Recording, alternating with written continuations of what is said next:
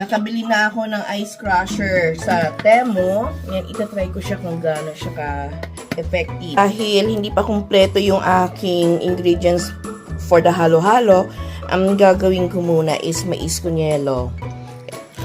Paglinis na din naman ako ng aking kamay. So, pero sige na lang. Oh, ito na. Tingnan natin kung gaano siya kagaling. Tingnan natin to. Push mo lang siya. May spring kasi siya eh. Yan o. Push mo siya pababa. Ay! Alaglag.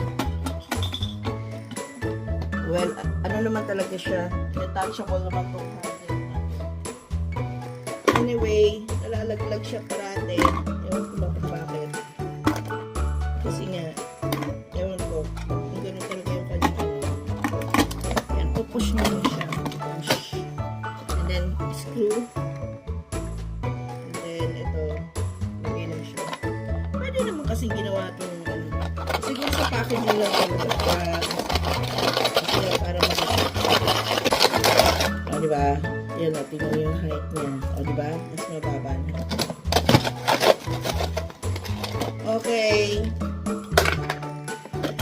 So, tingnan natin.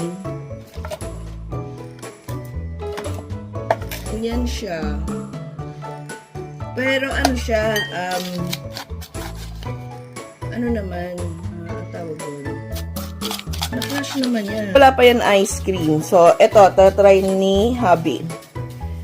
Okay, plain ano pa lang siya, mais. Uy, i-mix-mix mo kasi may sugar din yan. Pero iyan plain na may, ano. Ngayon mo lang sinabi. O, di i-mix mo na.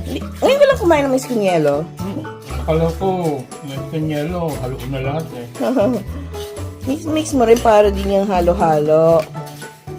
So, ganyan yung ice niya, oh. Pero actually, malambot na rin naman yung ice. Hindi siya yung, ano, ang tawag na ice na yun. Yung black-black. Hindi pa naman siya ganun na ano. Sige, try mo. First bite. Ano, hipan ba? Hipan. Okay, try mo. Masarap. Ano, masarap? Aba, naka-thumbs up ako. Maselan tong chikiting ko na to pagdating sa sweets. Pwede mo siyang lagyan ng ice cream on top. O, diba? Yung mais kunyelo kasi itself is masarap na. Ang hindi mo lang na-appreciate talaga dito yung hindi pagka-fine crush ng yelo niya. Makakatawid na din siya pang halo-halo. Pero siguro maghahanap pa ako ng fine talaga na ice crusher.